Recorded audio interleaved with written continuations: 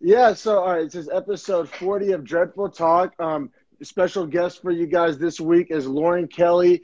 And, one word for it may be intuitive. There's a lot of words, labels we can put on it, but I'll let you introduce yourself and just kind of tell people what you're about, what you do, what you know, and then we can kind of get started. Well, hey, one of the Greek philosophers said, the only thing that I know is that I know nothing. I fully agree with that. Sorry, I'm getting this plugged in. No, you're fine. That's literally one of my codes I live by, the whole wise man knows what he doesn't know, for real, because it's like the whole known and known unknown, and you can go down that rabbit hole, but it's true. It's like, for real, the more you think you understand, the more you realize you don't understand anything at all. It's a great way to put it. It's so true. Well, I have been professionally selling my kind of woo-woo artworks since I was 17 years old. And somewhere in there, I got into tarot reading and just stumbled headlong into what is now my whole business housed under LK Productions LLC. That includes my artworks, tarot readings, and my most popular aura portraits, which is basically like a watercolor picture of how I intuitively see somebody. So it's not like getting your caricature done at the fair. Yeah. It's like kind of getting your whole spirit, chakras, all that stuff that people are a little bit weird about getting into. Yeah, and that's exactly why I wanted to have you on, because people are weird to get into it, and it's something that I like to talk about, I like to think about, I like to ponder about, ask questions about, but it's something I don't know a lot about, and I haven't ever had any kind of crazy experiences myself. So like I said, I wanted to just to have you on, have these conversations that so or kind of, I guess you could say, taboo, whatever, just like I said, I don't know if supernatural is the right word, but just that spiritual side of things that that we all kind of think about, we all have questions about, but yeah, different people see it in different ways, and it can be a little controversial. So I'm approaching this with curiosity and an open mind and a lot of questions. And like I said, I'm not, judging. I'm I don't know. So I'm not approaching this from an entrenched position of, oh, I'm going to try to dissect this apart I'm headlong believing in it too. You know what I mean? I'm coming just from a straight down the line, neutral, curious perspective. So thank you for joining me today. Absolutely. That's funny that you say that too, because that's usually the perspective that gets me in trouble with the most skeptics and with the most super mondo hippies. So I'm either too committed or not committed enough. But, part of understanding a lot of these systems is also deviating from our super white Western zero mysticism, except for when it's called for on Sundays kind of thing. People don't realize how intertwined colonialism and a lot of our beliefs around those dirty hippies, so to speak, are. Oh, 100%, 100%. Yeah, and then just derogatory views of the East and things, that Eurocentric worldview and all that. And it's crazy because it's as much as I'm not knowledgeable on necessarily the spiritual side of things, that whole colonialism and Eurocentric, now that's something I'm well versed in, and it's crazy how those things can be intertwined. They really are. And I mean, you think about it, for the longest chunk of human history, divine right was how we determined rulership, taxes, how you draw the lines in your communities and stuff. So even though it seems like it's really out there, it only seems like that to us because that's what we grew up in, especially, coming up in Oklahoma. Welcome to the Bible Belt. It is all fundamentalism all the time. Yes. Oh, wow. That's a great word, fundamentalism. I need to add that to the old repertoire because I always try to find ways to describe it. And I've actually tried to describe the Bible Belt. And I guess what I was trying to get at was fundamentalism. I just had a cruder way of demonstrating that point. I'm like, it's like Saudi Arabia or Iran, but just Southern Baptist, insert Christian principles for Islamic principles. It's it runs the culture. It's deeply entrenched. There's parallels to be had, but that's the word I've been looking for. So thank you so much. And in those places too, the pockets of them that are super, super fundamentalist like that, you're exactly right. It is entirely the culture. So even for people who aren't believers of that faith, they still have to be able to navigate it all the time. And that necessarily means that cultural elements of these older practices or other practices are just getting dropped. This is how, not to get too deep too fast, but that's how cultural genocide occurs. Oh yeah, I'm here for all the deepness. We're here for rabbit holes. We're here for spin off and trail off. Oh, thank God. Oh yeah, you're speaking my language. So yeah, no doubt, no need to check yourself there. We can feel free to explore wherever this conversation takes us. But yeah, no, I feel you. That's been kind of my quote unquote spiritual journey. Just to open up a little bit about myself, like a lot of my spiritual journey has been kind of like the classic of like losing my religion type of narrative of like, I came up in rural Oklahoma. So even before I moved to Norman was my big city. Like I came up in Wynnewood, Oklahoma, like, yes, the home of Tiger King. And then also Purcell, Oklahoma, which is another pretty damn small town. So like, you know, Norman, I think probably has what, 140-ish thousand people. That was like big shit whenever I got up there. I came up in my formative years in small town, like I went to like private Baptist schools and just came up in that small town, you know, like even just like playing sports in them small towns, you know, you're praying before all the games and they just talk. Yeah, I mean, your pregame dinners or at churches, like I said, stuff that has nothing to do with church is still intertwined with church. And so, and then I found myself only to play football, but I found myself at a Baptist university, Oklahoma Baptist University in Shawnee, Oklahoma. And I like I said, I thought I was a Christian at that point, but you know, I figured I was around all these people that quote unquote had all the answers, that like, you know, I was at literally a whole Christian institution dedicated to answering these questions and finding out. And so I would ask the quote unquote like difficult questions to these people that like, I swear I wasn't trying to pick it apart. It was just like, I would just like, oh, okay, these are finally some people that might, like, I've never had anybody be able to answer these questions. Now I'm at this higher institution. Maybe I can finally get some of these answers. I wasn't even trying to be like a dick, but then I would always get the answers would always be like, I was like, oh, disrespecting or some shit. Yeah, and I'm like, no, I'm trying to understand better. And then I would always like, it always seemed like I was trying to get at some dirty little secret or some. I swear I would get the weirdest just energy when I would try to get some fundamental questions. Like, okay, you want me to like suspend disbelief and submit my whole worldview to you? Can you at least answer some of these questions that may arise in that process? Like I was literally trying to, and it was problematic, the questions I was asking, and it made me skepticize for the first time while I was trying to get deeper into it. So that's kind of been my journey, not to get too far down it, but just like, so like I said, I approach things now with a healthy amount of skepticism, because a lot of my process has been unlearning and asking questions and kind of just trying to figure out those age-old questions, you know? Yeah, that's so funny too. Like we grew up in such close proximity and didn't even know it most of the time. Like obviously we went to school together in Norman, but like I was kind of like you. The most of my time in childhood was spent in little towns that are like not even on the map, except for maybe once every few years when their lake poisons somebody. Like dead ass. I was in Kahanawa and Vamusa, like being all of those that are all around Asher and Ada. Wow. All the time. I've heard those names in a minute. I know. Yeah, for sure. I'd be grateful not to hear them in a minute, to be honest. My dad's family, the indigenous side of my family, is from Bethel Acres. That's where they first settled whenever they were moved here, and that's where they still are, because, you know, the CPN, the Citizen Potawatomis, are big in Shawnee. That's kind of where they're headquartered, and Bethel was absorbed into Shawnee. Okay. So that's like my family is all distributed that same way. Only difference is, so get this, I know that you were asking those questions in college. I was an undiagnosed autistic girl for like the majority of my life, and so I was asking these questions in preschool, and these people thought I was like that kid Damien from The Omen or something, because my family was Baptist, so they were like, why is your daughter asking what came before God? And I never did know, but shoot, now we know. Yeah, man, that's anytime.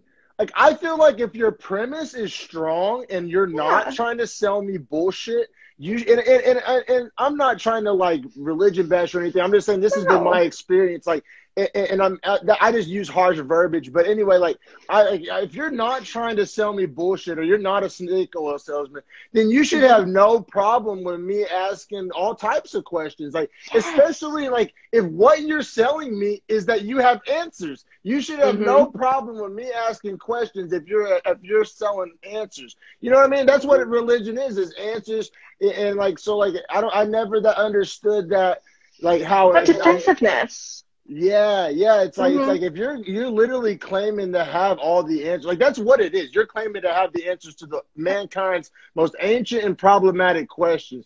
And so that's a bold claim for somebody that don't like questions being asked. You know what I mean? Like, so that's kind of that's been my experience with it a lot. And yeah, and like I said, it was real interesting. Like the first philosophy class I ever took was it was at the Baptist college, so you know that was always kind of interesting, right? Like, and to make it even more interesting, the guy that was teaching that class was a guy he was atheist well into his 30s, and he was like a late life convert.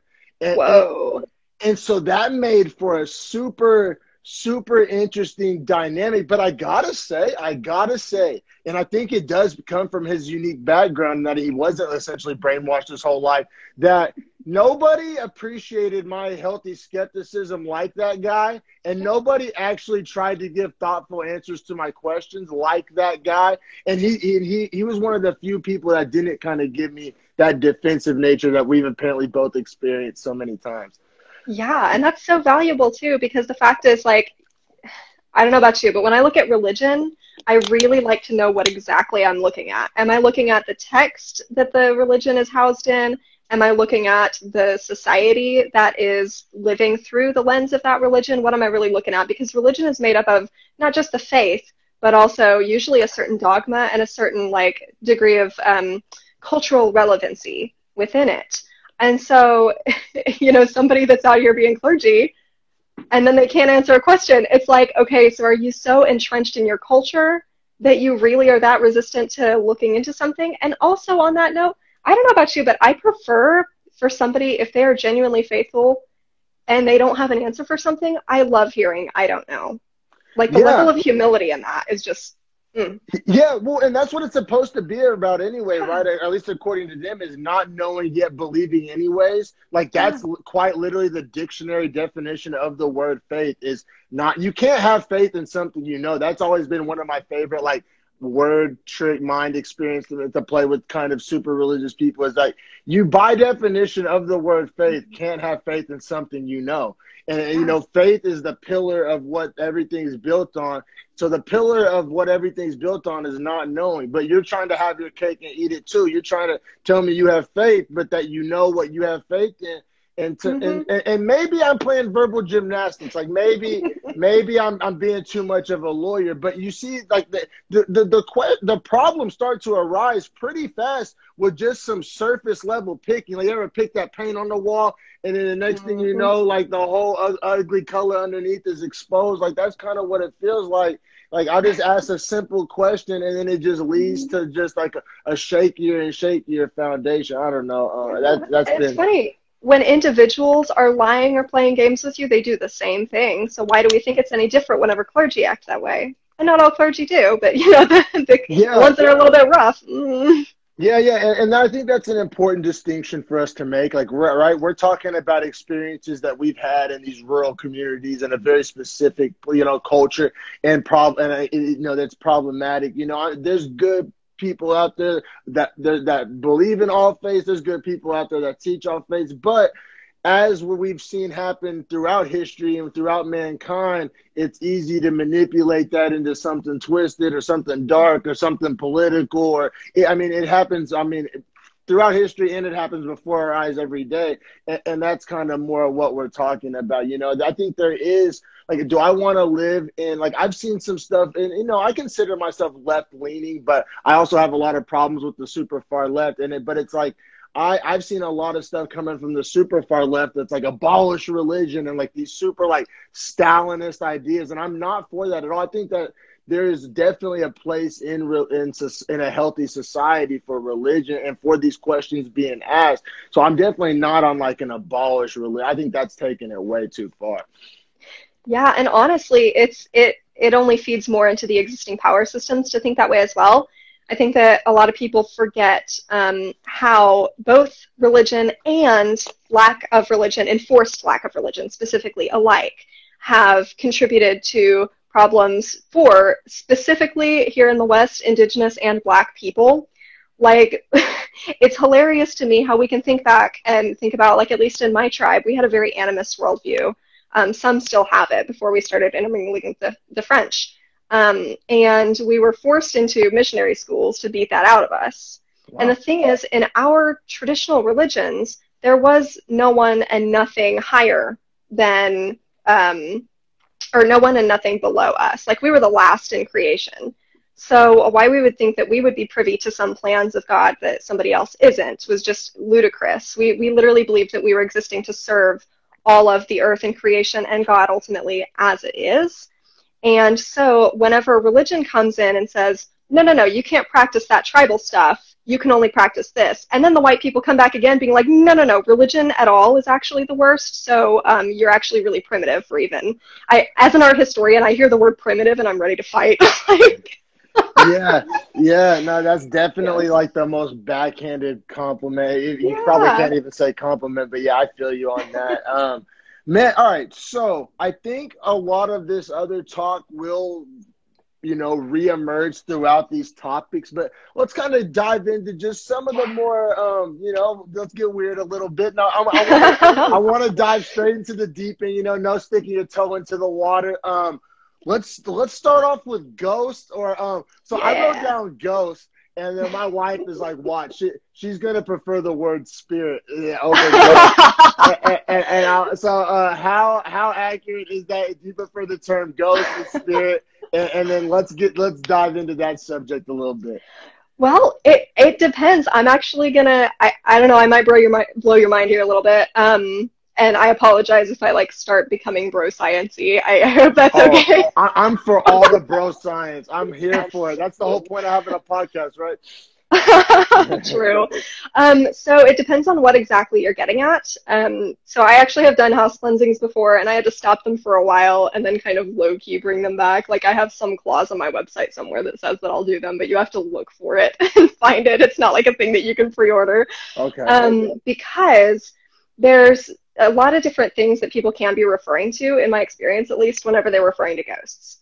They could be referring to that they're actually I'm gonna deal with the skeptical end before I go into the other end. So they could be dealing with undiagnosed psychosis that also could be drug or alcohol induced. Different people react to different shit differently. And because of the effects that are still here of the war on drugs, a lot of people don't even have access to the kind of research that you would need to even know if that would be a risk factor for you, much less be able to talk about it with a psychiatrist who would actually be able to know because there would be sufficient studies and shit.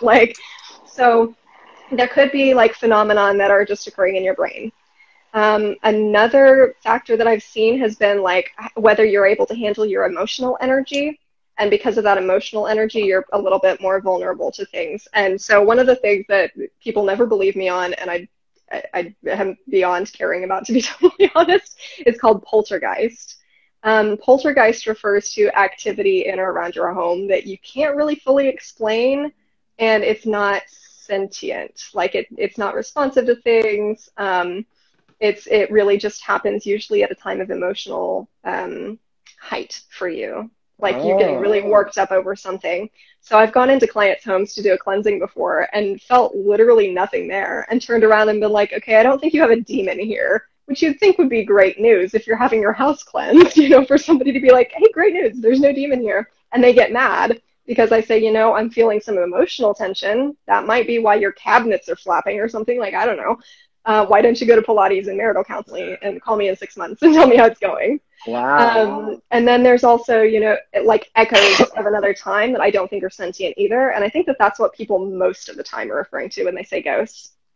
Echoes of Another Time. That sounds like the name of like an album. Oh my right? God, Echoes of Another Time. What a beautiful way to put that, though, because I mean that does, like when you hear people's description, that was another one of my questions. Because why are all ghosts from like anywhere between 17 and 1800? Like, why is there no caveman ghosts? There's no ghosts Right? saying like unga bunga, but I don't know. Bunga. Yes. You know, all the ghosts are from like this Victorian era, or I don't know, but that seems to be a very common trope in when you hear people's stories. But like I said, I'm not even coming from the position of a skeptic. I am coming from the position of somebody who's never felt an inkling not of nothing. Like seriously, like I've never, and I'm not, and like I said, that's just my firsthand experience. I don't want to lie. Oh, this one time I felt something. I've never felt not one drop. But on the flip side, like my wife Nina, she's had quite a few.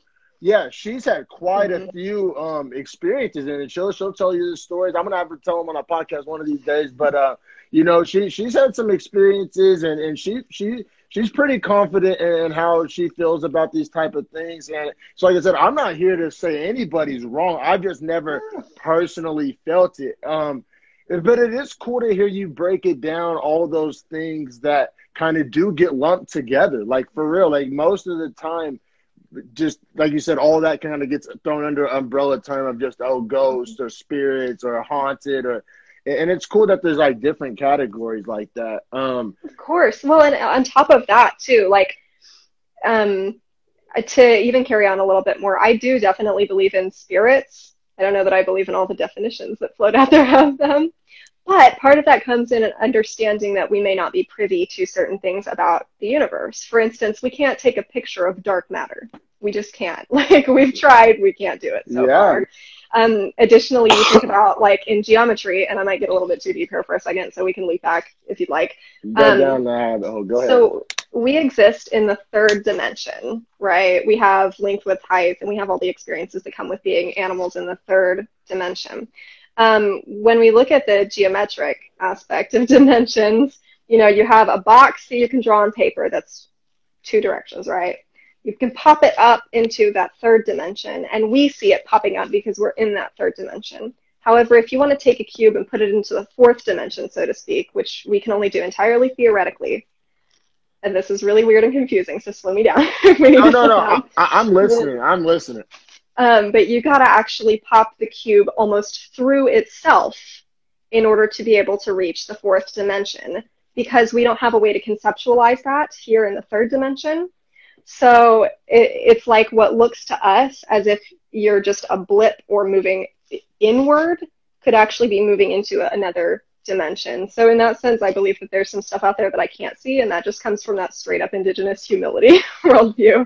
That there's stuff in existing that I necessarily can't and probably won't be able to see. I'd love to see science verify it one of these days, but I'm not going to wait around for it.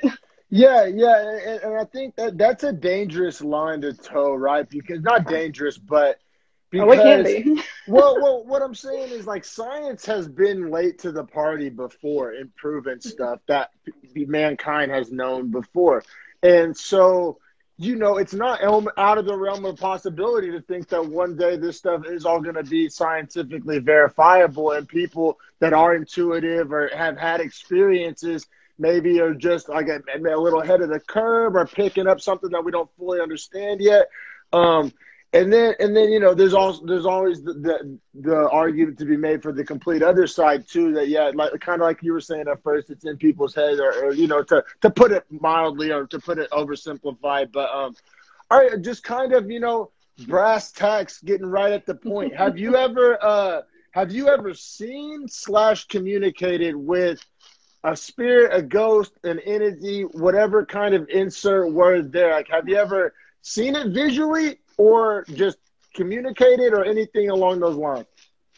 So, yes.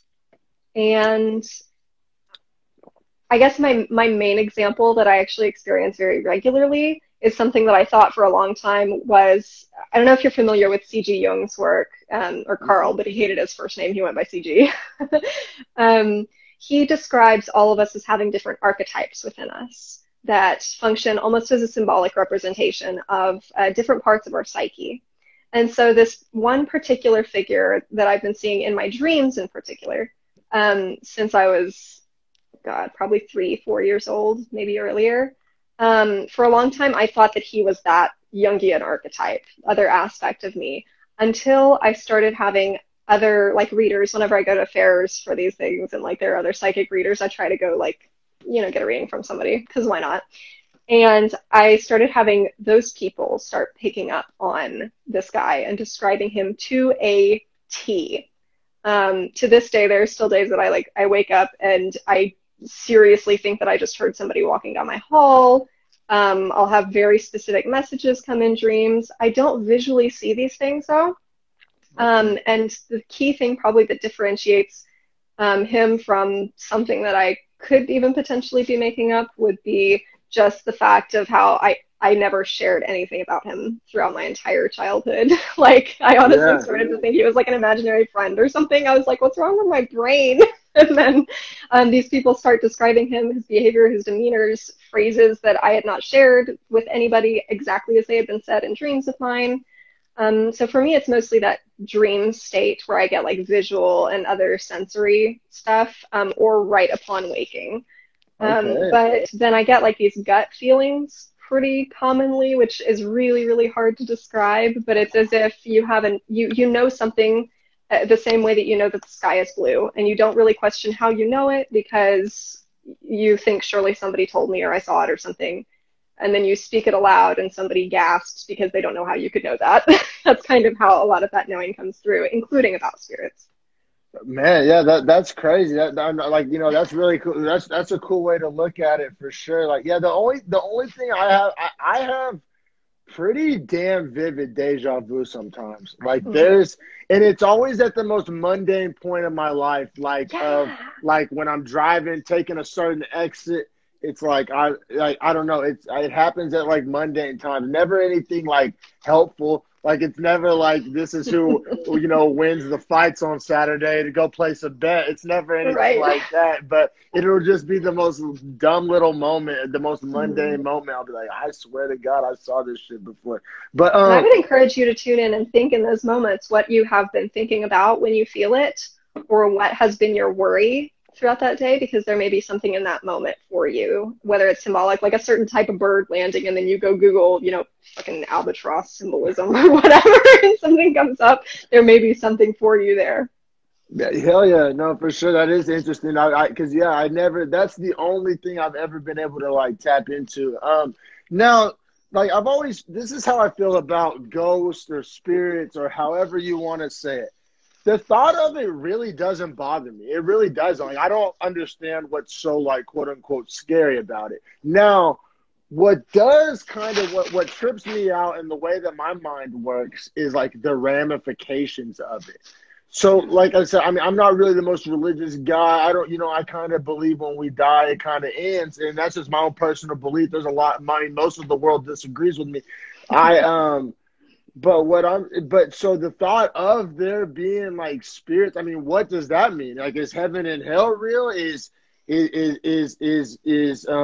do they call that? Purgatory, is that real? Like, it just, like I said, it's not so much ghosts. Like, the thought, if I saw a ghost, I heard a noise, I don't think that would bother me that much. Maybe I'll feel differently in that moment, but it's more of just like the ramifications of like what next, like what's the follow-up question? Like, if the answer to are ghosts real, if that answer is yes, then like what is the answer to 1B and 1C? That's just how my brain works. Like I said, it's not so much just the surface level of if ghosts real, does that bother you? Like, that really doesn't fuck with me too much. It kind of makes sense. Like, I don't know. I feel like we've been conditioned. Like, it makes sense. We would know what it is if we saw it.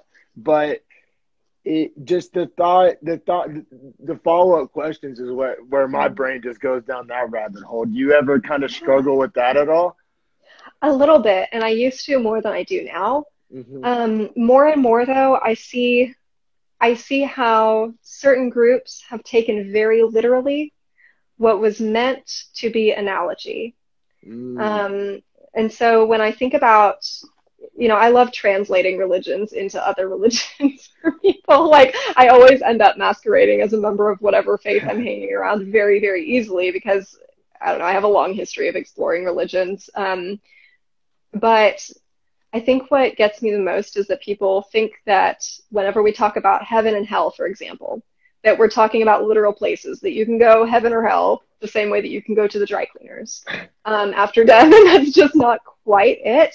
I almost, and part of this, I subscribe to like a reincarnation informed worldview, I guess, or even a more indigenous worldview where it's just understood that like you are part of a whole, and so your consciousness is often this little flesh suit right now when you're a human, and then maybe it's part of something else later. So perhaps your individual identity does not remain the same per se. But when I think about heaven and hell, I think about states of being.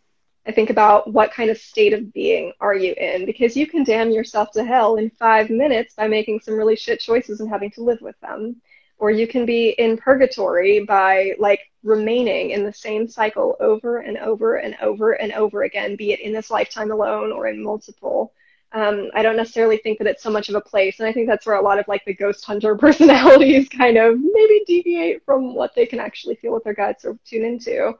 Yeah, I have absolutely zero fear for myself or anyone else that one of us is going to die and then be like, oh no, I'm stuck in this room forever because I didn't hear from my long lost brother or something like that. Like, well, that's something I've always struggled with too, with a lot of these, I guess you could say generic, these typical ghost stories you hear of the old saloon or the old hotel.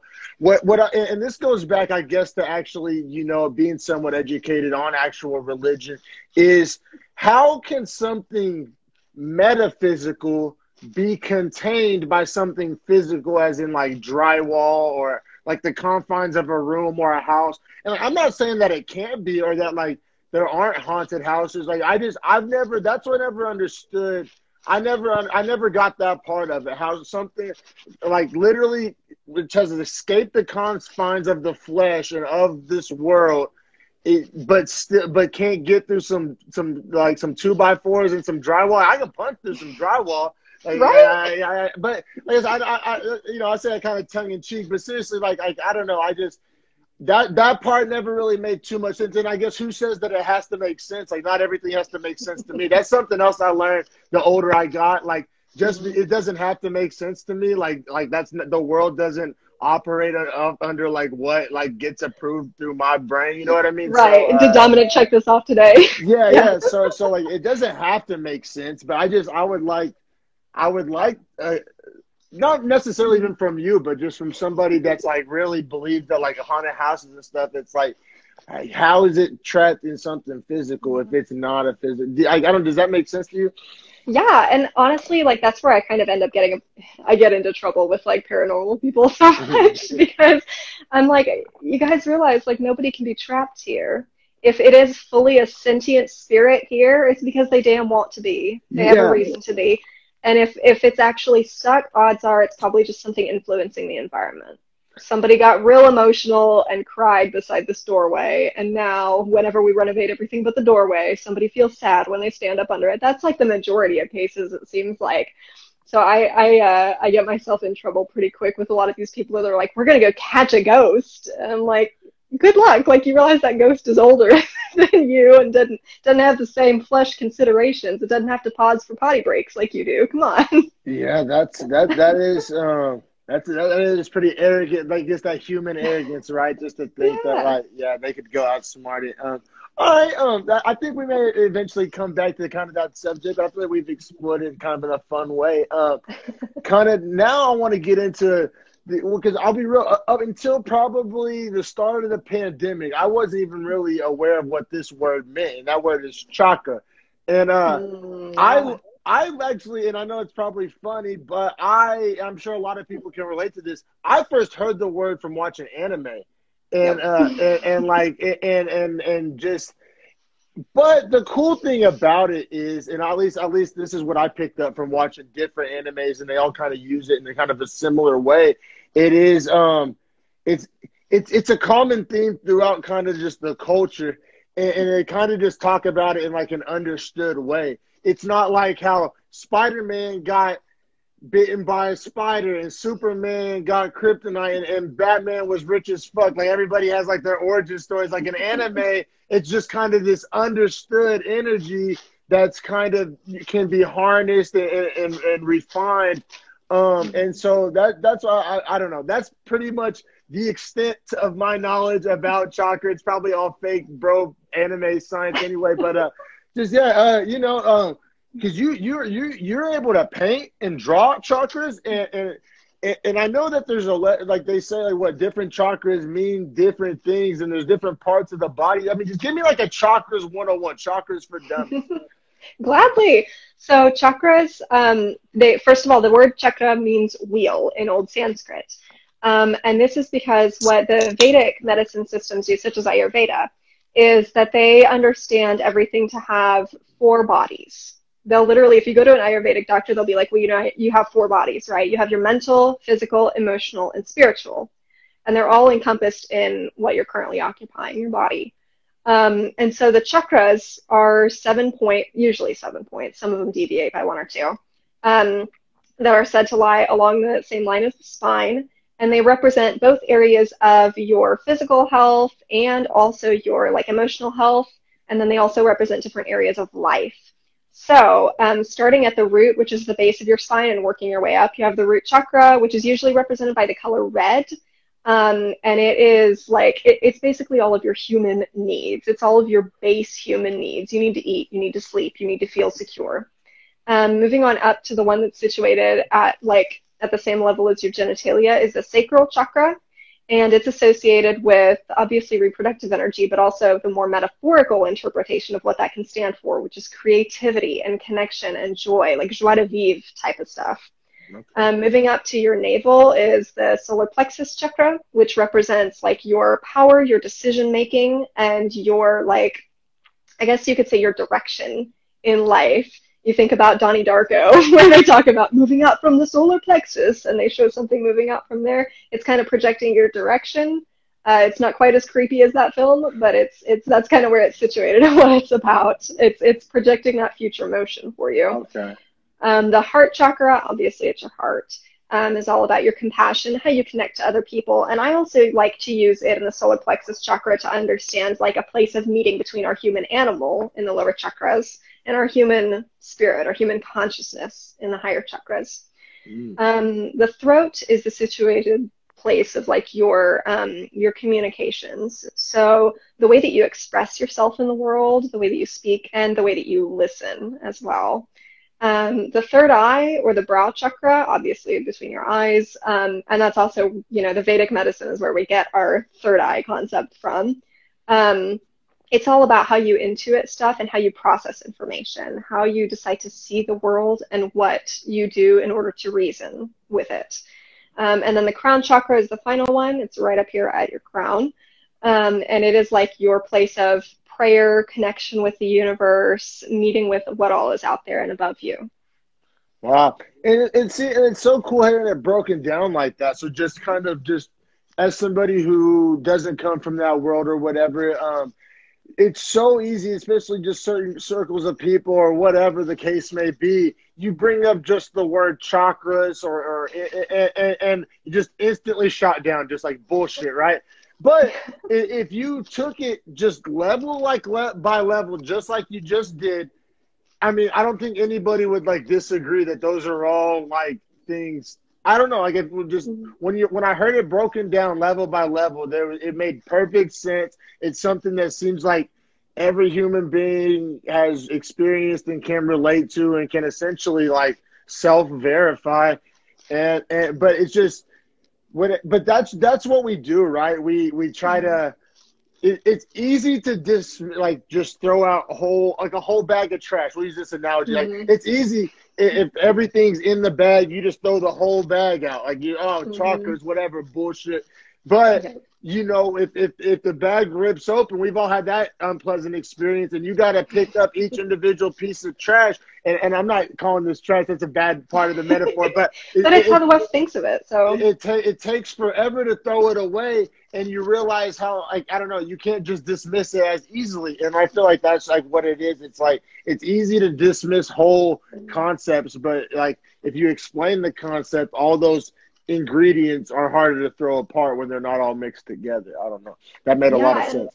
we culturally kind of screw ourselves over on this because you've got two brands of dismissal in the West. The one brand is that we, as we saw in part of the hippie movement, and it's still going on in like a lot of white Wiccan communities specifically today. And that's not to say all Wiccans are like this, but it's a pretty big problem where they'll take something without really honoring where it comes from and just reduce it. So they'll say things, and this is another thing that gets me in hot water with the psychic community. They'll say things like, well, you need to go cleanse your root chakra because, or they'll say chakra, like it's French, and it just, oh, I can't stand it. You need to go cleanse your chakra because it's closed. And it's like, it's not a valve. You can't close it. What are you talking about? And then the other camp of dismissal is, oh, yet another brown faith we can just shove to the side. So it's like we even some of the people that buy into it, that they buy into it from an angle that totally sanitizes it of its actual meaning. I think that they do just as much work in dismissing as people that overtly dismiss it. Yeah, yeah. An interesting way to look at that though. So whenever the first times I really started taking chakras kind of seriously, even though I don't know too much about it, the first time I heard it talked about in like kind of a scientific sense, Rogan had this guy on his podcast, and I forget his name, but he's a breathing specialist, and he focuses on breathing exercises, and I mean, has achieved some absolutely like things that should essentially be impossible through these breathing exercises. Was this Wim Hof or was this somebody else? I can't. It probably is. I bet it was Wim Hof. The name is escaping me, but but he was talking about it dead ass serious. Like it's not all he was talking about, but he mentioned it just like he would mention the airways, and he would just talk about focusing in and how like a lot of the first people to perfect these breathing techniques were the you know, what do they call them, like monks and Sherpas and stuff up in the high mountains. And just I don't know, but he incorporated it just in the middle of like his scientific sentences, like it was just like a real normal thing. And I was like really started to kind of pay attention. It's like that was my introduction to like, damn, this may not be bullshit. Like, you know what I mean? Yes. Yeah, I'm exactly the same way as you. Like, I need somebody with some kind of level of legitimacy in something practical. Because, I mean, honestly, and this is true of any of the spiritual shit like this, if it's not useful to you on your morning commute, or if it's not useful to you when you're getting in a fight with your spouse, or if it's not useful to you on the toilet, then what good is it believing in this stuff? Like, what are you really going to do with it? Sit there and feel special? Like, come on. It's got to have some practical fulfillment use for you. Yeah, no, that's an interesting way to look at it for sure. Like, I don't know, just the tangibility of it. And I still, I don't know, this is something I felt my whole life, and it's something that you know, there's never a way to prove it or wrong. Just in my own little head, like my own little movie I play in my head of like, if you could give the whole world like a truth serum to see like if they really believe that shit, like to the core like of your being, like do you really, really believe it, or is it just something that makes a lot of sense to do? And you know what I mean? And I would be really, really interested to see what the results of that are for sure. So kind of, I guess, moving along, you know, it's still in the same vein. And I'm just going to ask the question in the stupidest way possible, because you do such a good job of like explaining and filtering out all the bullshit that I don't need to do that with my question. So like, is seeing the future possible? Like I said, question asked in intentionally simplified and stupid way. Feel free to do with it what you will. But is seeing the future you know, bullshit? Is that, what are the extents of that? Like what can be done with that in your opinion or in your experience? Well, about like everything else, this is going to be a multi-part answer. Hmm. So first of all, I do believe that we get glimpses. And I don't know how to say why that is. As somebody that has a degree in psych, I can tell you that our brains do this crazy thing that we don't even understand most of how our brains work, by the way. Yeah. They do this thing called microsplicing. I don't know if that's the only word for it, but that's how I learned it, which is where your brain actually takes in data from the world around it, even at a level that you are not conscious of. Because if you had to be consciously checking off on everything all the time, it would be like one of those people on Hoarders that insists on going through every single item in a room. It would take you forever just to do the simplest task. So your brain does a lot of this just in the background. And what microsplicing is basically your brain's ability to take that data that it's taking in all the time, condense it, and make a snap judgment based on it. Mm-hmm. And oftentimes that snap judgment has nothing to do with common sense because you didn't have to sit there and think about it. So that's one way that we can say that you do see the future. You will have some kind of gut twinge that says, I think I know how the situation is going to go. And it's probably because your brain is doing something in the background that we can't fully get into, but we know that it's happening. Another thing that I've noticed is that as a psychic, like, yeah, sometimes I do see the future. Oftentimes, it's kind of like what you're describing with your deja vu. It's like the least useful data. It's like, gee, thanks. Like, you know, I won't hear that or you'll hear it super vague, like it's like a fantasy video game and some mysterious entity is telling you riddles. And you're like, okay, that doesn't make sense. And then whenever the thing actually happens, you're like, oh my God, it makes perfect sense. Like, for example, and this story is a little uncomfortable, but it's just one of those that drives home the point so well. Okay. I've been kind of open about having had a miscarriage before. Okay. The thing is, I actually started passing that miscarriage after the holidays. And the thing is, about a year before it occurred, I had a dream where this figure came up to me and showed me the Annunciation, like from the Bible. And I was like, fuck does this mean? And it was around Christmas. So I was like, fuck. And they said, within a little over a year's time, you will experience this love and it will not stay. And I was like, that's interesting. I bet it's a metaphor. Maybe one of the projects that I'm working on isn't going to pan out or something. And then it was like so not a metaphor. Yeah. Which as a psychic, I'm like, I was supposed to know that and I was supposed to interpret it correctly. And I so did not. So that's kind of how some of the future stuff comes through. However, I will say, in the sense that most people ask to see the future or ask me to see the future for them, a lot of people come up with questions like, will this job work out? Will my relationship get better? Things like that. And it's like, why are you asking me that? Why aren't you asking yourself? Why aren't you determining the outcome of this? You're acting like life just passively happens to you. Nothing just happens to you. It happens with you. So how are you going to engage? Like, why are you asking me what the outcome of something that you are actively participating in is going to be, you know? Damn, that's cool to hear you say that because that's kind of like how I approach my life. I like to think that I'm kind of, you know, driving the car, steering the ship, you know, playing an active role. That's why I've always kind of rejected the whole destiny concept. I've always kind of sided more of like the free will side of that debate over like the destiny side of the debate. I personally believe that we're kind of fortunate as we go for sure.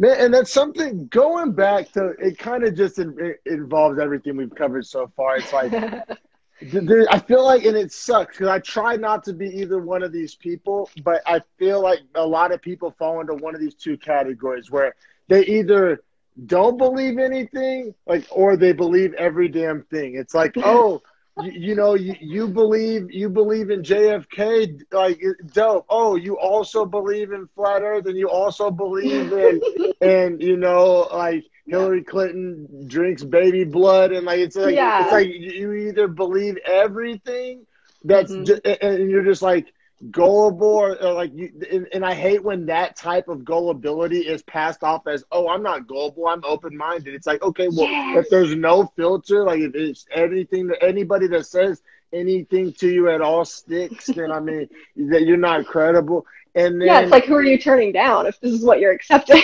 Like, yeah, where's your reject pile here? yeah, exactly. Just because not everything that's gonna be not every idea is a good idea, and not every, you know what I mean. And then there's also the people, you know, that are either, you know, they're just entrenched, like, oh, I have exactly opposite of how we started this thing. We both started this thing by saying a wise man knows what he doesn't know, and that's why. When nothing makes my bullshit alarm, I won't even say bullshit meter. It's like a whole alarm system at this point. Yeah. My bullshit. It's like a missile-based system. Yeah. Like if you tell me that like you're not skeptic of anything, oh no, I don't need to know that because I know this so much. It's like I literally stop listening to anything you say from that point on out. You have all the answers. Like, no, you don't. Like you very clearly don't. So the fact that you're telling me that you do, it just kind of invalidates everything else that comes out of your mouth. So listen, I like to live in that middle space of like, there's a very short list of things I know to be absolute. There's a lot of things that I'm like open to, but I'm not like married to or like staking my name to. And then there's a few out there things that like I'm fully down to like state my reputation on. Like I'm all aboard Team Aliens and UFOs and shit. I'm committed. I'm committed on that one. Well, that one's backed up by numbers. Like there's not enough statistical evidence, I guess, for the case against aliens. It's just a matter of what they are, how big they are, how smart they are, yada yada. People who go, I don't believe in UFOs, get me because I'm a pedantic bitch, and so I'm like, you know, UFO means unidentified flying object, right? Like a Walmart bag in the sky can be a UFO, right? Like, anyone that read this definition. Yeah, you can believe that we haven't identified, but you can't say that nothing is there. Like the unidentified doesn't exist. Like, of course there's exactly. Yeah, for sure. That's a funny way to look at it. I want to ask just how are you doing on time? Are you in a rush to get? Oh, I'm good. You're good. Okay, awesome. No, I'm good. Perfect. Yeah, me too. All right, for sure. I wanted to be considerate of your time. I'm very thankful that you're sharing it with us here on episode 40 of Dreadful Talk, and we'll keep this ship rolling here. Something else that we were talking a little bit, you know, pre-show, just kind of making sure we were on the same page here, and something that you mentioned is just kind of in passing, but it kind of stood out to me. Is when you said vibes. Like vibes can kind of be like lumped in this category with the quote unquote like supernatural, and maybe it's more of a newer thing. Maybe it's more of our generation, or I don't think it maybe was this way 40 or 50 years ago, but vibes seem to be essentially like universally accepted. Now, do I think it's probably the most overused and misused word probably on planet Earth? I'm not even, that's zero hyperbole. Like if there was like somebody keeping track of like words that were overused and misused, like walking around with a clicker, like hashtag vibes, like that would be, you know, it would be, or I'm just vibing. That's the most like annoying thing ever. It's like, dog, you're playing Madden and smoking blunts. Like you're not vibing at all. Like what are you vibing with here? I'm scrolling through Facebook. I'm vibing. Like no, the fuck you're not. Like just because the sun happens to be setting doesn't mean that you're necessarily vibing. But anyway, sound like a hater right now. I'm sounding like that get off my grass.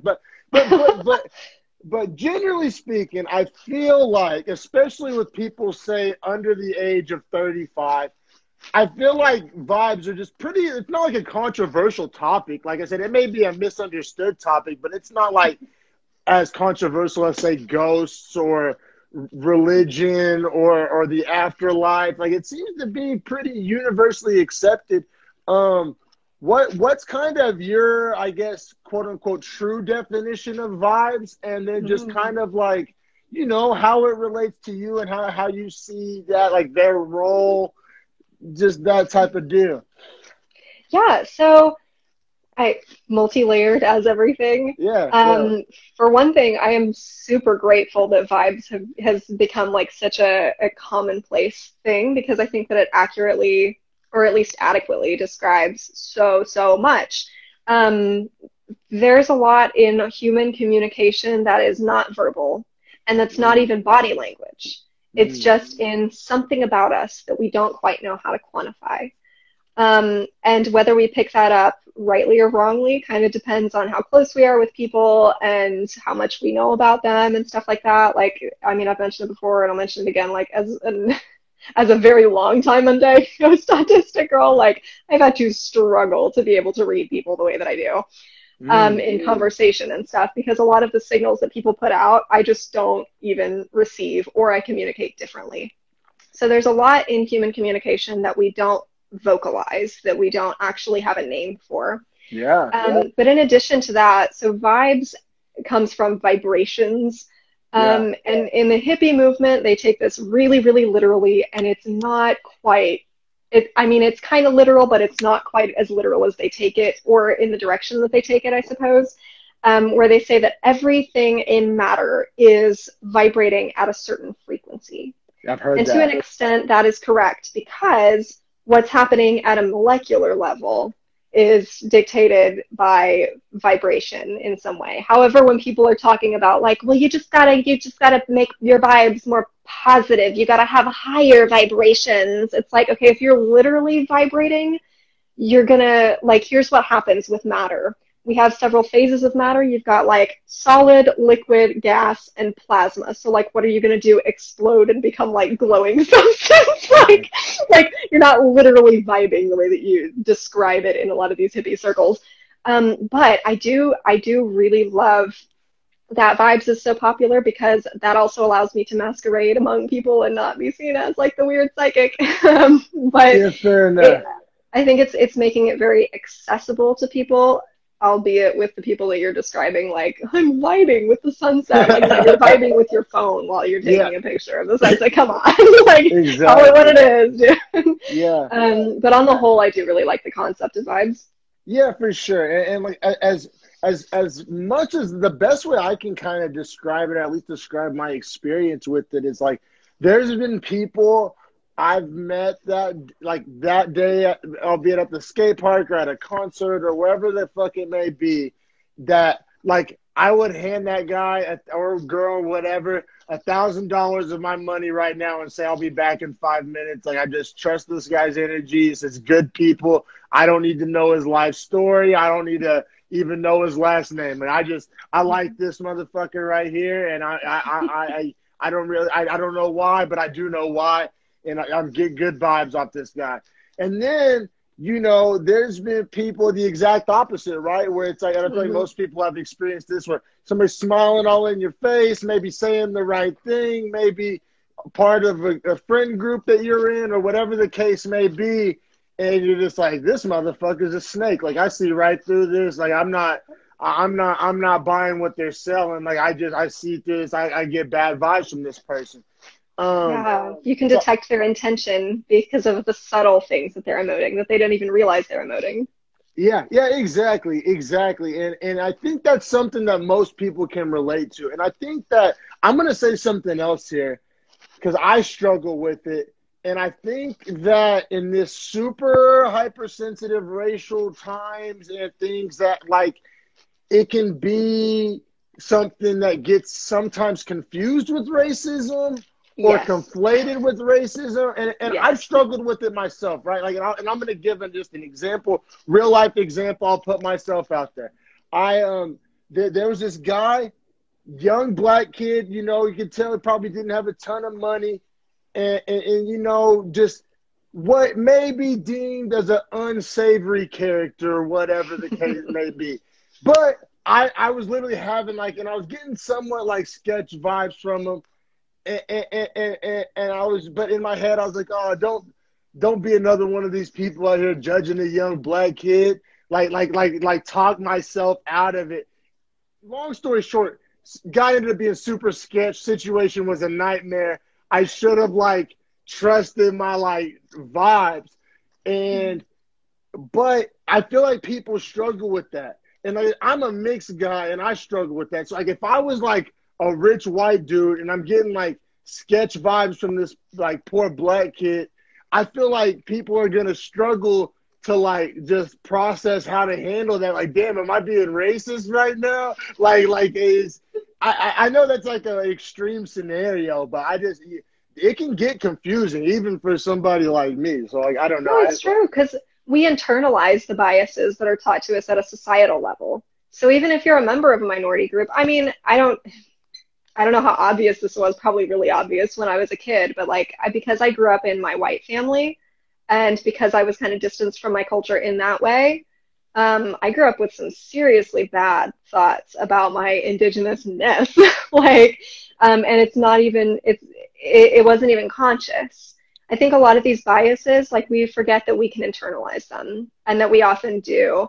And so on top of that, we kind of create a system in which certain demographics of people, probably most often like white women in the suburbs, although it can happen with anybody, don't learn their own intuition. And so they mistake the voice of their own anxiety or their own bias for intuition. And it can be an earnest mistake, or it can be one that they know isn't quite right, but they keep making it because it's convenient. And I don't really care which it is after a certain point, to be completely honest. Right. But a lot of that has to do with just building self-awareness over time and understanding that there is no instant enlightenment, or there's no moment that enlightenment happens, that enlightenment or any variant of it, you know, becoming woke or whatever, is a continual process. You are continually becoming who you will be. And so even if you like find yourself struggling with like internalized racism or something in one moment, you know, another moment, if you cultivate that self-awareness and you self-audit plenty, you'll eventually be able to, at least to a degree, differentiate between those things. Yeah, no, for sure. It's just like I said, I want to share my experience, like just that trusting your, like, where is the line drawn between like trusting your gut and judging somebody? Like that can be a fickle, that can be a confusing line. It's been something I've struggled with. Like when am I just trusting my gut or trusting my vibes, or when am I being a judgmental prick? You know what I mean? That's judging a book by its cover. Like that can be difficult. Like I said, I'm not even going to speak for anybody else. That's difficult for me. Like that's something I struggle with. Like, and because it's the last thing I want to do is be a judgmental prick. Like I grew up poor. You know, I'm a mixed kid with long dreads. Like I could check a lot of boxes that people may judge me. I have tattoos, like, and so like the last thing I want to do is be part of the problem. But then sometimes I've like woked myself into getting fucked over. You know what I'm saying? By like not trusting my gut. So like if I've struggled with it, I know other people probably have too. But healthy boundaries help too, because like, you know, I think we forget that nobody is inherently owed anything from us. And so the issue with being judgy with people, I think, starts where you invite them to infringe on your boundaries in some way. If you're not sure about them and you invite them to do that anyway. Because like in reality, if you didn't, you know, let's running with your example with that one kid, if you got a bad feeling from him, you know, your only options weren't be a dick or do whatever he wanted. You know, you had the other option of politely excusing yourself or something like that, because it's just, you know, your gut just says something's off, and the gut can say something's off for more than one reason too. It could be because they're a sketchy person. It could be because they need to not be occupied with you so that they're open for some other opportunity that comes along. You never know why your gut's telling you what it's telling you. All you know is that it's telling you. I had never even thought about that second little thing you said there. I like that a lot. I like the way you use your words, for real. You paint a good picture, for real. You helped me understand a lot of this stuff that like I'd experienced, but like then it struggled as somebody who likes to essentially put things into words for a living. I was struggling to put it into words. So yeah, no, thank you so much for that. And that's. This is something else you brought up earlier. I think it'll be a fun little conversation. So often this whole lane, like this whole conversation, pretty much all the topics we've covered, it gets under the umbrella of whether it be supernatural or spiritual, or there's all these words that we use that are trying to make it seem like those words are like kind of making it seem like unscientific or discredited, like in a subtle way, like kind of like what's that word that you keep using? Woo? Is it woo? Is that what? Woo? Woo? Like woo? Like I never even had to have that word described to me because I knew what the fuck exactly what you meant by that, and so like and I guess what I'm getting at is, but something that you talked about, we were texting earlier, is that like what if it's not that at all? What if it's like an actual part of the brain or something that is very realistic happening that, like I said, it just hasn't been studied enough, or not everybody has it, or not everybody uses it, or maybe it's like a muscle that can be exercised like a lot of other things can be. But so I just kind of wanted you to talk about just for the skeptics out there, or the people that think this is witchcraft or bullshit or whatever the case may be. Like, there are theories that exist out there that are very scientific that do explain this stuff, that it's like a untapped part of the brain. And there is so much we don't know about the brain, and so much of the brain that they say is quote unquote not being used, but maybe it's being used for something that we don't understand. So, yeah.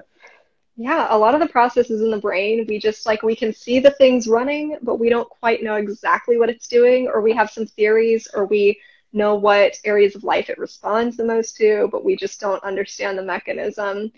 And that kind of gets us back to like a point of humility, right? Like, the fact is, I mean, I don't go in and just buy everything that everybody's selling, but at the same time, you know, I think of particularly in indigenous cultures, like in my culture in particular, our people used to tell the settlers that, like, the brother squirrel taught us how to get maple syrup.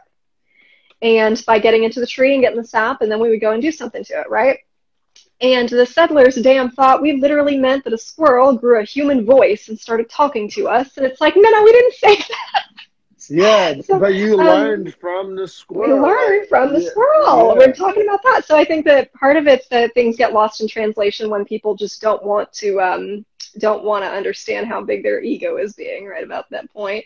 But then another factor to consider is that there's a lot of things that we don't fully understand, and we can be okay with the fact that we don't fully understand them, and we can be actively pursuing ways to understand them. We don't have to commit to pretending that we know everything that there is to know, no matter what. For example, like, I fucking hate most ghost hunting equipment because it sucks. And whenever people are trying to sell you on it, they're like, well, this verifies blah, blah, blah, blah, blah, blah. But then as somebody that did like a degree in research, I'm looking at it being like, there is no way. That does not work like that. What are you talking about? And they get all mad at it. And it seems like, you know, we get so caught up in wanting to be right, that we don't actually have any investment in what's there. It comes back to our intention, which I think colors fucking everything, honestly. It's like, would you rather have your bias confirmed, or would you rather know the truth? Like, there are a lot of people, and this goes to political level, all types of things, but there are a lot of people out there today that would, like, literally rather have somebody tell them a lie that they agree with than the truth that they don't. And I said, whether you want to apply that to politics or aliens, that shit is true about, like, human nature. We, like, so a certain segment of the population likes being lied to, as long as it's a lie that they like and that they sign up for. And I think that's a major problem, and applies to almost everything that we've talked about tonight. Well, and it gives them the illusion of control over their world. A lot of these people who hang very fast on these hard and fast concepts like that, where they think I have to be right, they are scared shitless. They are scared absolutely shitless of a world in which they're not as certain. And that's the whole fact of existing, is that we are not certain of jack shit. We are not certain of anything. And so I think that whenever we reframe that and understand these, like, very dogmatic beliefs, be they atheist or non, that they are just the existence of that dogmatic feeling alone indicates insecurity. Yeah. It doesn't indicate wisdom. It indicates insecurity. I could not agree more. And like I said, that's what was turning me off from that kind of conventional religion so much. That everything you just described. I'm gonna kind of take a second there, because talked a little bit briefly. You said you don't have too much experience with psychedelics, and I have some. You know, not as much. It's been a while, but when I was younger, I used to really like them, and I remembered, and this is going to be as bro science as bro science gets. We're talking drugs, and we're talking just like what we thought we learned from taking drugs here. I never get to enjoy bro science with anybody. All my girls always make fun of me because they're like, you're secretly a bro in there. And I'm like, no, I'm a cisgender woman, and I have been my whole life. Like, I just am a bro. Yeah, I'm a self-admitted bro. I couldn't escape it if I wanted to. But anyway, what I remember some of my very first psychedelic experiences, whether it be acid, but mostly shrooms.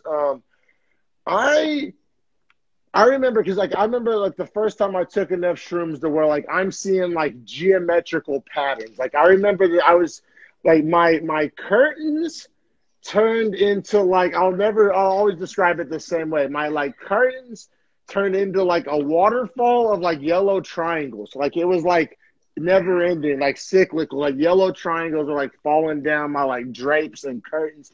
And and I just remember thinking to myself like, what if I didn't make that up? Because like I couldn't make that up if I wanted to make that up. Yep. Like I didn't want to see yellow triangles. Like that had to be something there. Like I don't know. Like I don't like that.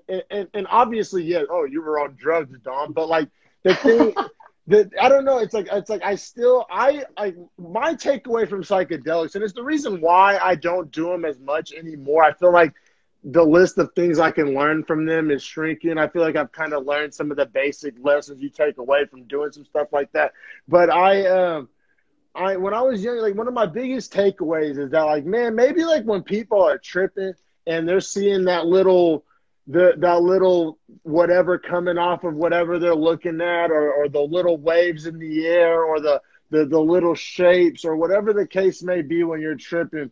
Like what if that's not nothing? Like kind of like I say all that to tie it into like what we were saying about the parts of the brain that aren't being used, and the things that exist that we can't necessarily don't have the sensory equipment to take in.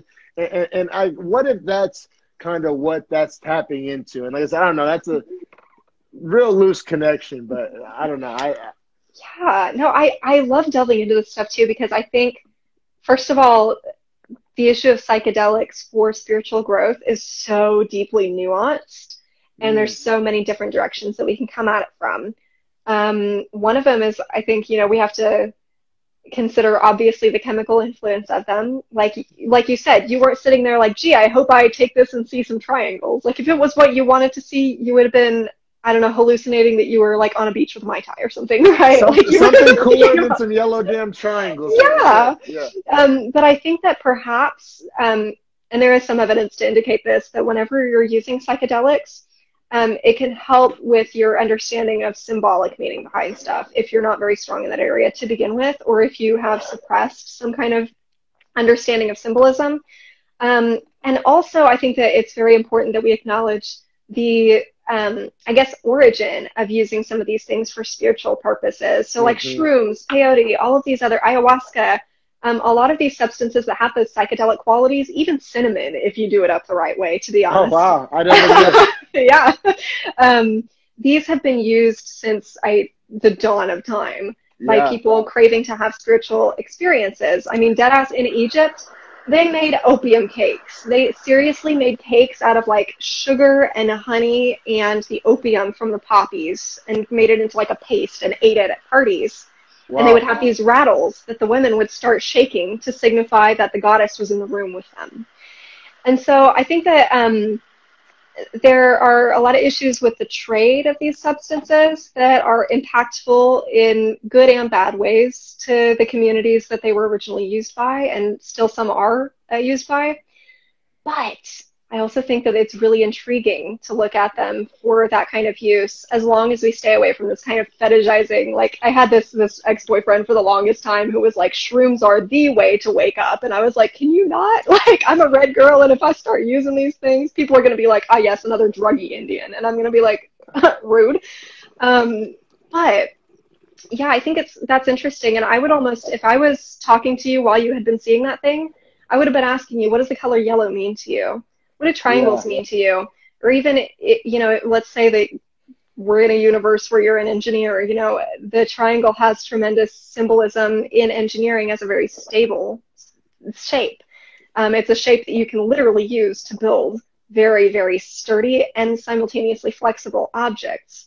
So we could delve into what this actually means, and maybe what parts of you're accessing whenever you're on that. Otherwise, and of course, you know, some people have tremendously horrible reactions to them, so it's probably not for everybody. But I think there's a lot there that we just, out of respectability politics in the West, are afraid to actually look at in earnest. And so we end up having extremes like we do with the ghost stuff. It's like people either just buy it totally as the only solution or they don't buy it at all. But I don't know. Where can I dive in a little bit more for you? Because I feel like I'm kind of...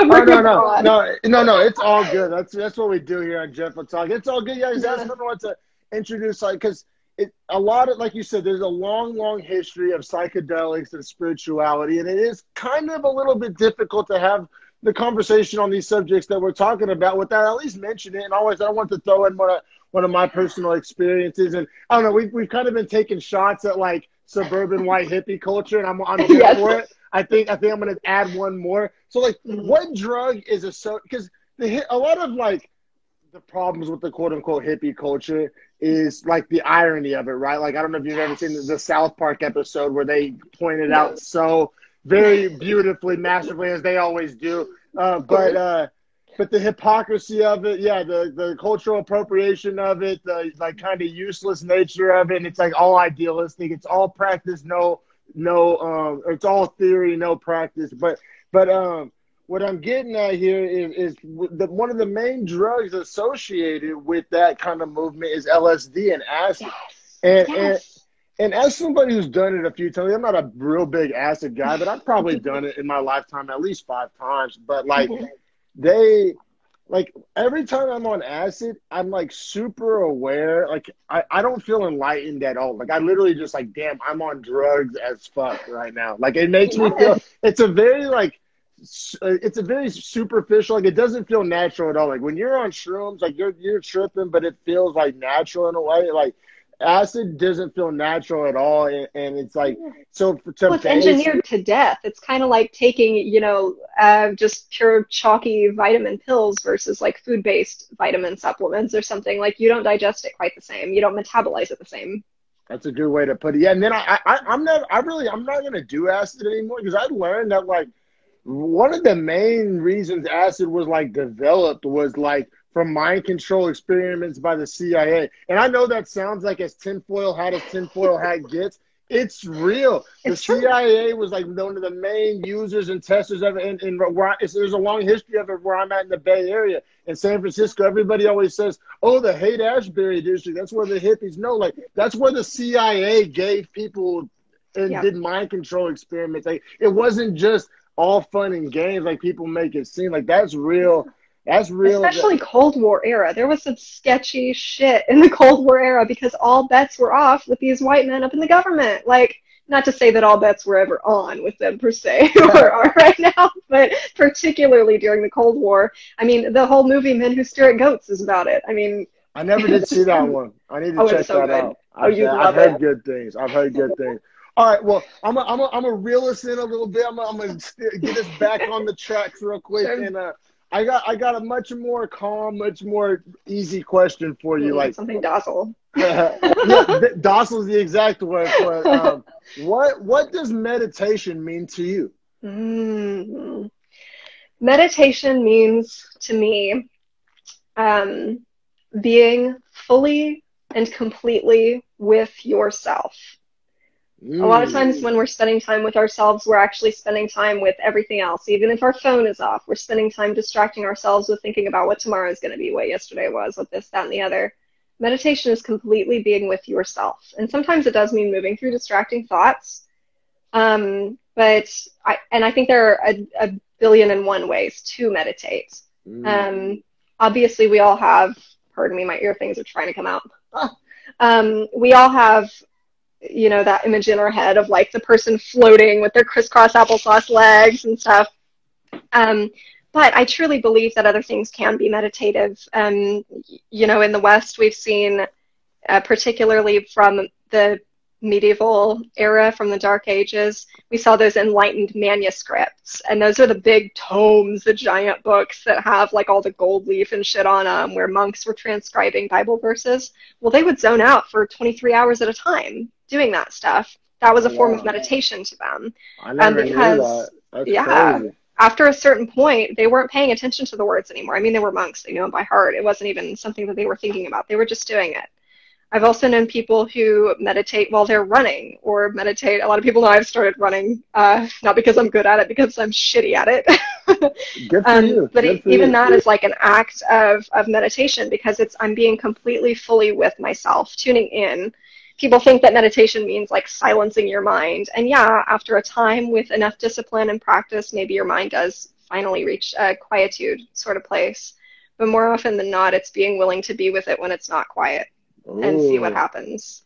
See, I like so much. There's a lot of unpack that I'm gonna talk about what you just said, because like I first had the concept of meditation introduced to me as the like pushing all the thoughts out of your mind, kind of that classic like Karate Kid. I don't even know if they did, but yeah. we all know what I'm talking about. Like them classic, just like push all the thoughts. Like you can't think about anything. You're not. I thought if you were thinking about something, that could not equal meditating, so you failed, so it's over with. The meditation session's done the minute a thought enters your brain, which is like immediately. And and so for years and years and years, I just was like, oh yeah, that's not for me. I heard it's good for you, but it's not for me. I can't do it. I suck at it. And I really it's gonna sound kind of cheesy, but I swear the closest thing that I've gotten to it is since the pandemic started, I started skateboarding, and while I'm skateboarding, it's not so. I haven't reached no thoughts in my head, but I have reached one thought in my head. And while you're skateboarding, the only thought going through your mind is like, don't fuck up, like don't eat shit, like you do X, Y, Z on your skateboard, like. It's so singularly focused that it does push everything else literally out of your mind. So I'm really glad you described it the way you did, because I thought I was going to have like a little cheater definition. But by your definition, that is meditation. Absolutely. And, you know, in psychology, the kind of loose positive psychology term for that is flow, or being in the flow state. It's where you're so consumed in what you're doing that you are fully present with yourself, mind, body, spirit, all of it. And that if you do experience a thought, you're able to just sit with it. It's not something that, you know, pulls you into a spiral. You're actually witnessing it. You're becoming an observer to yourself in that moment. That's cool. That's cool to hear you say flow, because you may or may not know, I have my other podcast, Beefy Boys Breakdown, which covers the UFC. If you were to watch, I don't know if you've ever watched UFC, but if you were to watch UFC, you hear the word flow thrown around a lot when referring to fighters. I know the term flow through the context of fighting, when a guy is just firing on all cylinders, when it's like he's not even thinking, he's reacting, he's just it kind of self-explanatory, the word flow, but that's cool to hear you, because you use the same word to describe the most docile act possible, which is meditation, as other people are used to describing the most violent act you could possibly do. I don't know. It's funny too, because like, to be totally honest, I would classify Viking berserkers as having been experts in the flow state as well. If you're not familiar with that, the Vikings, they used to have this subset of guys among their armies that, sorry, I'm setting down something. They would show up to battle at a different time than the rest of the guys. They would usually drink more at the mead hall too, but they were the guys who were like the experts. They were the top notch, and they were the closest to the gods as well. Speaking of psychedelics, they would be on mushrooms too. The berserkers would be on mushrooms. So coming full circle. They would be on all kinds of stuff. And, you know, at Viking mead halls, they actually even had drinking traditions that were devoted to intoxicating yourself specifically for the purpose of being closer to the gods. And that's not to say that alcoholism is a great religious practice, but specifically, like, they would drink with that intention because they knew that it would alter their state of mind. And they would also take other substances for that as well. They wouldn't ever do it just for shits and giggles like we do here. It was a very different culture around it, kind of like the drinking culture in Europe is different from the drinking culture here, for example. It's similar disconnect. But the berserkers would show up on the field of battle before anything even gotten started, right? and they would just be covered in like pig blood and shit, and their hair would be perfectly, like, they would braid it back and set it and lock it in place with mud so that it would not move the whole time, and they would just show up howling like dogs and screeching, and they would be in this flow state where they would get in and they would not make a single fucking mistake. They were reacting to everything in perfect time. They were doing that thing where you start to react to somebody's hit just right before they even start to make it. And we still have legends about them today. So I don't necessarily think that things like that are in opposition to meditation at all. I think for some people that actually is tremendously meditative. No, and I think when you describe meditation that way, it's so much more approachable and so much more fun and so much something that I don't want to say everybody has it, but most successful or happy people have something that is in that vein, whether they know it or not.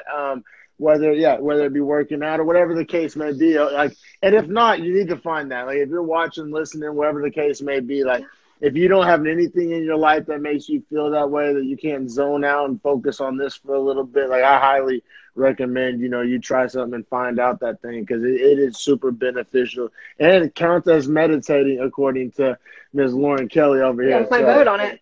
Yeah, exactly. All right, well, I got a couple more questions for you. And I said I'm having a great time with it. I really appreciate you coming on Dripple Talk. Thank you. So what are your thoughts on, like, zodiac signs? I know that's kind of a vague question. It's something that gets talked about a lot. You see the classic joke on, like, social media where it's like runs over a curb, like, oh, sorry, I'm an Aquarius. Like, you see stuff like that, and it's easy to kind of poke fun at. And I'll be real, I've been known to talk some shit on it. I'm not gonna be fake to you, but I genuinely do want to hear your take on it, and if there is anything that's worth taking from it, or if it is just a fun little thing. Like, I don't know. What are your thoughts on it? I think that there's a lot that's worth taking from it. I also think that a lot that's on the internet about it, where it's very pop culture, is existing not really for the purpose of enlightenment, but just for the purpose of shits and giggles. Like, a lot of people say, and I'm going to throw your boy Joe Rogan under the bus here. I'm sorry. Yeah. No, do it. Like, astrology is Joe Rogan except for white girls. So funny. But I think that it's important to remember too the time in which it was really authored and studied and then brought back. Originally the Western astrology model with the 12 zodiac signs that we use today is from Greece. And it was kept and preserved and reiterated through other systems, and studied again in the Renaissance and in the Dark Ages prior to that, obviously. And so I think there's a lot of symbolic meaning there. I also think it's very not understood, because the Greeks they had a magical worldview, we could say, but I think we really do them a disservice when we suggest that means that they lacked intelligence or that they lacked understanding of the world around them. A lot of things that they talk about, from everything from the gods and their mythos to the zodiac, has to do with just observing trends and giving a name, giving the respect of a personified name to natural concepts. And so I think that's where a lot of the zodiac can give us wisdom. They actually recorded, the times that different planets were at specific spots in the sky, specifically from our vantage point on Earth. Or when we look at planetary retrogrades, everybody jokes around Mercury's in Gatorade or something. What they're talking about. It's because the planet doesn't actually move backwards, but it's the part in its orbit where, from our vantage point on Earth, it looks like it's moving backwards. The Greeks would look at what was happening during these times, whenever the sun was in a particular sign, the moon was in a particular sign, whatever, and they would make observations. And those observations over time became our zodiac. So to me, it's about as common sense as the Farmer's Almanac or something. It's not going to be right every single time, and it's not like a rule that's built into your body, like, yes, I see your Aries chromosome here. It's just a trend, an observation, and something to kind of have fun with and think about. That Farmer's Almanac is the real witchcraft. It is. They're the ones that need to be investigated. They're the ones that they know the future for real. They do. the Farmer's Almanac. That's something else. I'll put I'll attach my name to. They be knowing what the fuck is up. They do. They really do. They really do. I swear they got the crystal balls over there at headquarters, wherever that's at. But yeah, no, yeah, so yeah, the zodiac signs, like I said, that is interesting to know more of the history of it and everything. What I want to kind of one last parting thought on that little thing. One thing that you always hear, like I always heard this growing up from like all different walks of life, different races, different ages. This is like the one universal thing.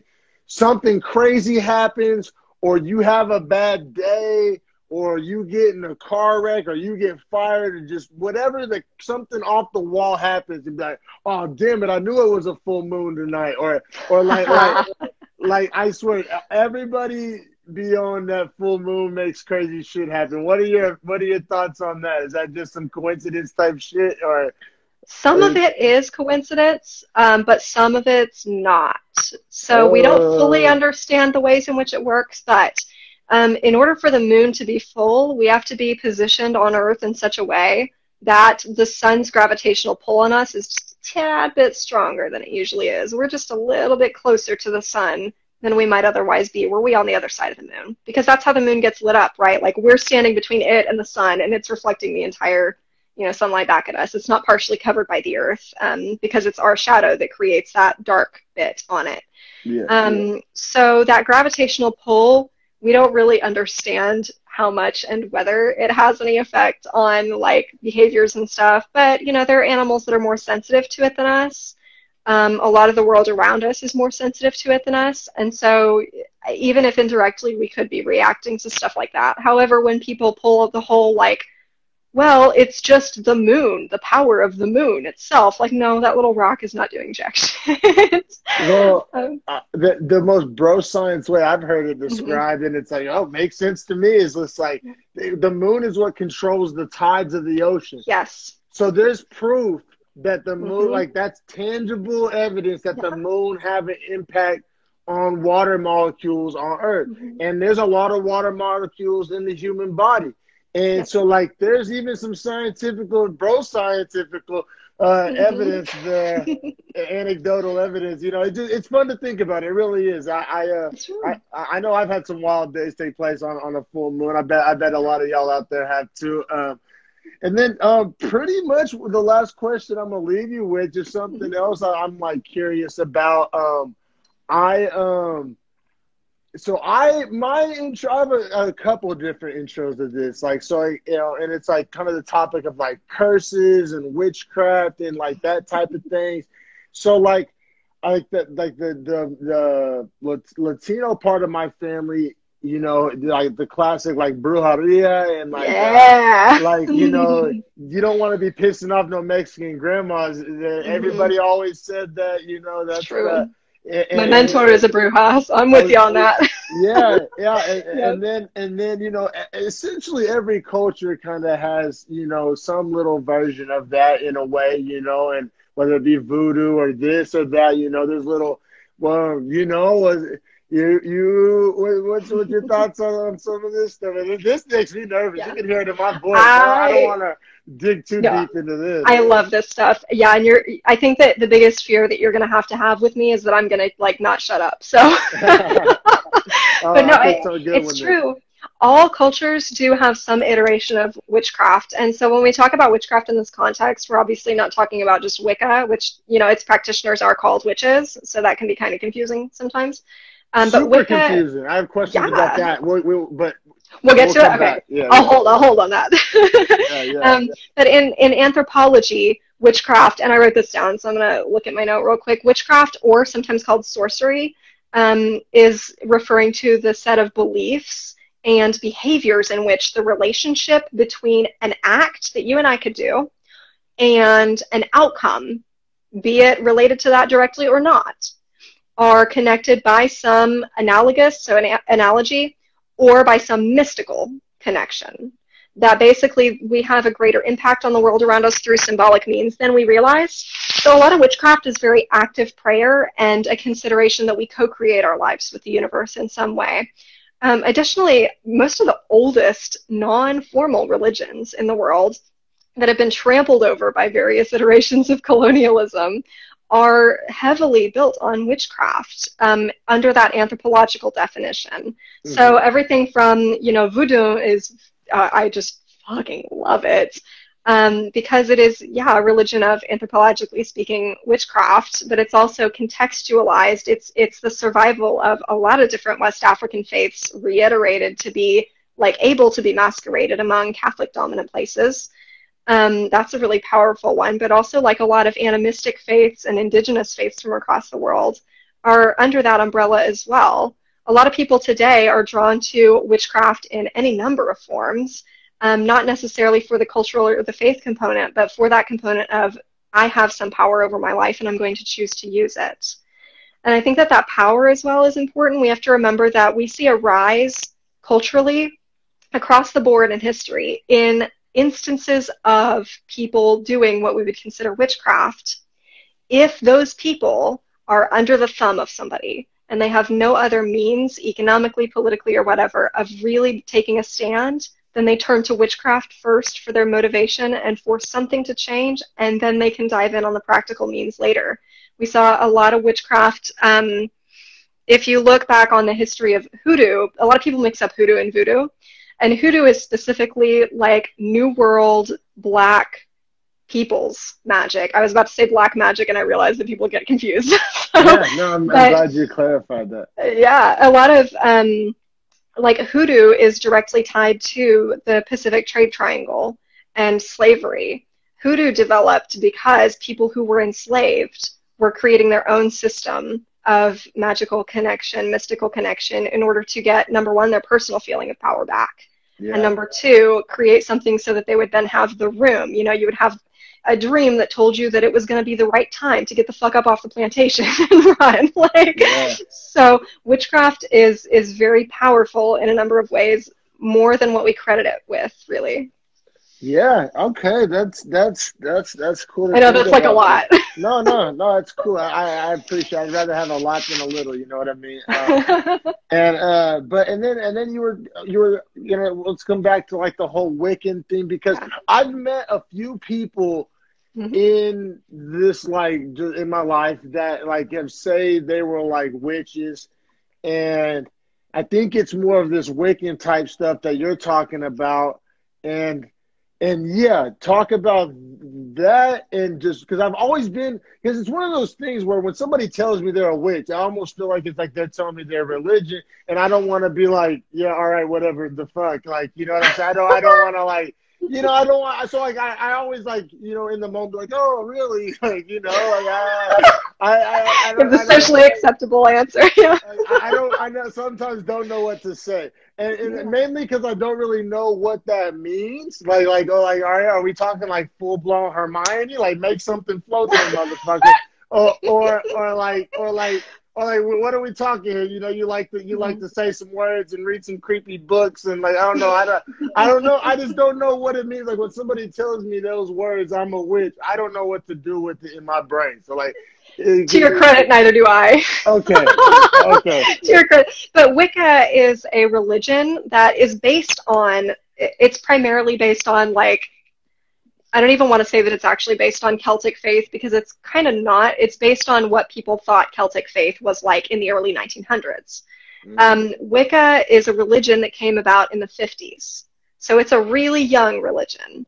And witchcraft, the practice of witchcraft in specifically Celtic-informed ways, is an integral part of Wicca. Wicca is also what we call soft polytheist, meaning that it considers all goddesses to be iterations of one higher goddess energy, and all gods to be iterations of one higher god energy. It delves into this duality, which some Wiccans can get fuzzy and think that that means like gender dichotomy is a must, and it's totally misses the point of like masculine feminine energies altogether by instilling a binary, but whatever. The Wicca can be really healthy in that it pays attention to natural cycles. It encourages people to pay attention to the 4 elements, water, air, earth, and fire, with spirit being the 5th.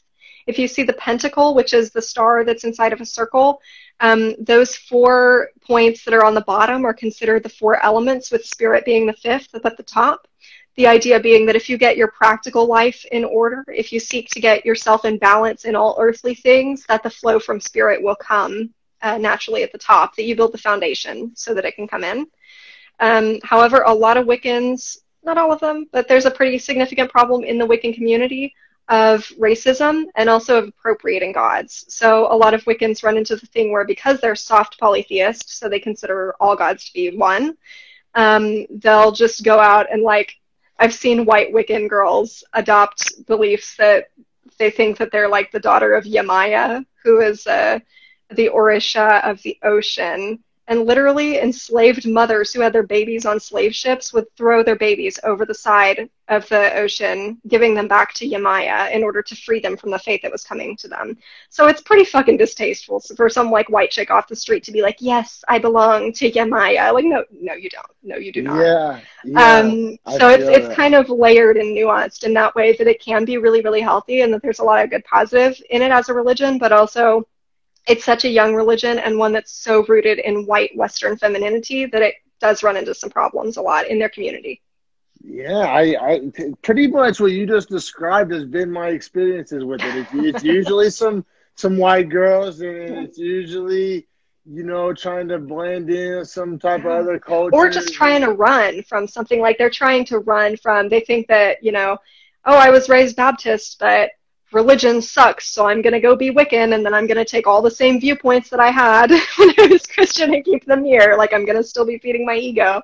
And it's like, nah, girl, like, this cannot be your escape right now. Yeah, I feel like we all know those girls, right? Like that's all, that is like a lane. Like, that's like a path to go down. And, like, you know, we all make decisions. We all go down paths. I'm not trying to, you know, come at it from like a high horse position, but yeah, that does seem to be kind of right in step with a lot of the experiences that I've had with them type of people, for sure.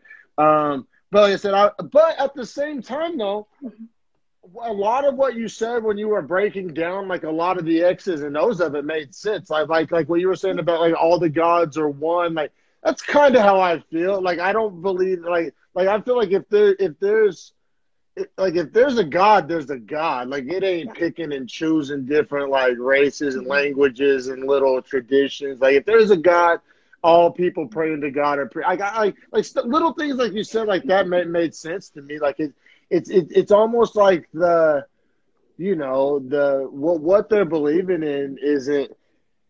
What they're believing in isn't bullshit. It's just that a lot of bullshit people seem to be believing in it, is what it seems to me like the trend is. Maybe I might be wrong, but man, that's very interesting for sure. Are you all right? Yeah, no worries. No worries. Sounds good. Can you hear me? Yeah, I can hear you, and not quite as good. No, you're fine.